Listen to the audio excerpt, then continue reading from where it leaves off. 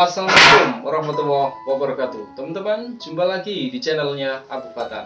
Kali ini masih ngupas seputar dunia ternak burung lovebird atau breeding burung lovebird. Yang mau saya bahas kali ini yaitu tentang kesalahan yang sering dialami khususnya oleh peternak pemula. Kelihatannya sepele ya, tapi sangat berakibat fatal karena lovebirdnya tak kunjung produksi dan juga gagal. Kira-kira kesalahan apa saja yang sering dialami khususnya oleh peternak pemula? Oke teman-teman yang sedang belajar ternak lovebird, ikutin terus channel ini dari awal sampai akhir. Tentunya biar informasinya tidak setengah-setengah. Langsung saja nih kita akan kupas semuanya. Cekidot. Teman-teman para pecinta burung lovebird atau para peternak burung lovebird yang sedang belajar beternak lovebird pastinya pengen nih ternaknya berhasil dan juga bisa panen rutin. Tapi kadang ada beberapa peternak yang sering melakukan kesalahan ya. Kelihatannya sepele namun berakibat sangat fatal sehingga ternak lovebird-nya tak kunjung berhasil atau tidak bertelur nih teman-teman. Nah ini dia nih teman-teman, yang pertama yaitu posisi kandang ternak letaknya kurang pas. Sebelum memulai ternak lovebird tentunya kita harus memperhatikan nih posisi kandang agar lokasinya benar-benar pas. Tujuannya agar lovebird nyaman dan juga produksinya akan lancar. Posisi kandang tidak boleh berada di tempat yang terlalu panas nih teman-teman, karena akan mempengaruhi lovebird pada saat proses pengeraman. Kondisi kandang yang terlalu panas bikin lovebird tidak betah ya di dalam glodok, sehingga akibatnya lovebird akan sering keluar masuk glodok.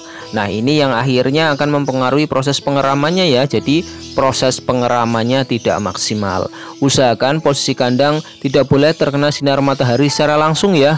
Artinya terlalu panas nih teman-teman. Kalau terlalu panas biasanya itu lovebird-nya tidak betah sehingga produksinya akan terganggu nih teman-teman. Jadi posisikan kandang kalau bisa posisinya tidak boleh terlalu panas. Atau bisa saja posisi kandangnya berada di tempat yang terlalu rame nih teman-teman. Nah kalau posisinya terlalu rame ini juga akan mempengaruhi proses pengeramannya ya. Jadi lovebird-nya sering terganggu nih karena kondisinya yang terlalu rame, sehingga lovebird akan keluar masuk glodok. Nah ini yang sering menyebabkan telurnya jadi nggak isi ya teman-teman, karena proses pengeramannya tidak maksimal. Yang nomor 2 yang menyebabkan kegagalannya yaitu pasangan indukan lovebird usianya belum siap untuk diternak nih teman-teman. Banyak juga nih kegagalan para peternak lovebird yang sering dialamin khususnya para pemula. Ini salah ya dalam memprediksi usia. Artinya usianya masih terlalu muda tapi dipaksa untuk dibreeding atau diternak.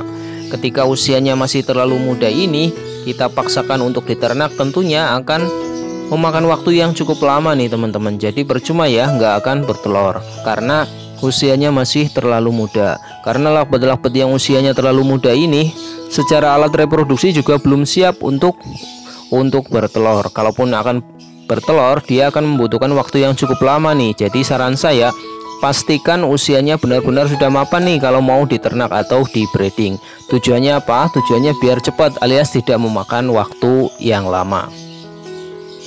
Yang nomor 3 kesalahan berikutnya yaitu terlalu sering buka tutup glodok atau terlalu sering mengecek glodok. Buat para peternak terutama para pemula biasanya sering tidak sabar saat beternak burung lovebird. Ketika lovebird sudah bertelur ya, bolak-balik dicek nih teman-teman.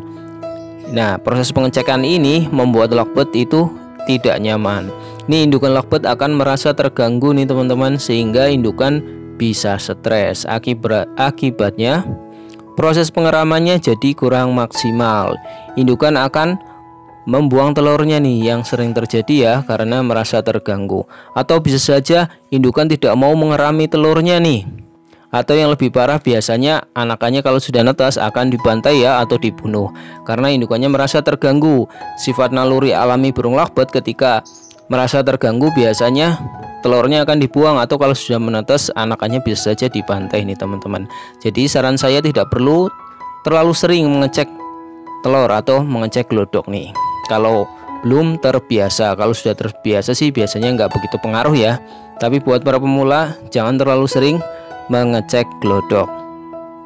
Untuk kesalahan yang nomor 4 yaitu pemberian pakan dan minuman kurang diperhatikan. Saat beternak burung lovebird, pastikan nih kita harus memperhatikan kondisi pakan dan juga minumannya. Berilah pakan yang banyak mengandung vitamin dan juga protein tinggi. Tujuannya agar kebutuhan gizi lakbet tersebut terpenuhi sehingga akan mempengaruhi kesehatan lakbet. Nah, ketika lakbetnya sudah sehat, ini jelas ya akan mempengaruhi pada proses produksinya nih teman-teman. Jangan lupa nih, penggantian air minum juga harus rutin ya dilakukan, tujuannya agar air minum selalu bersih. Nah, kalau di dalam ternak lakbet biasanya kan air minumnya sering dipakai buat mandi ya. Kadang juga tercampur kotoran burung lakbet, sehingga kalau terminum ini bisa sakit lakbetnya ya, atau kurang sehat. Nah, ini harus sering-sering rutin diganti nih, terutama untuk lakbet-lakbet yang sedang diternak ya. Kalau di saya penggantian air minumnya sehari sekali, tujuannya agar air minumnya selalu bersih sehingga lakbetnya juga akan sehat. Yang nomor 5, kesalahannya yaitu kondisi kandang terlalu kotor. Nah, ini sangat berpengaruh juga ya. Ketika kondisi kandang yang terlalu kotor ini akan membuat lakbet tidak nyaman dan juga bisa mengundang banyak penyakit. Karena kondisi kandang yang kotor ini biasanya jarang dibersihkan ya. Ketika kandang yang jarang dibersihkan sering mengundang banyak semut nih, terutama di tatakan kayak gini ya. Ketika beternak dengan sistem soliter atau kandang kotak jarang dibersihkan, maka banyak nih di tatakannya ya pada numpuk nih sisa-sisa makanan atau sisa-sisa millet. Nah, ini bercampur dengan kotoran juga ya, sehingga banyak mengundang bakteri atau penyakit. Yang paling sering itu banyak sekali disemutin ya, banyak semutnya. Nah, ini sangat bahaya sekali kalau kondisi kandang banyak semutnya. Nah, kondisi kandang yang banyak semutnya ini sering pada masuk ke dalam glodok.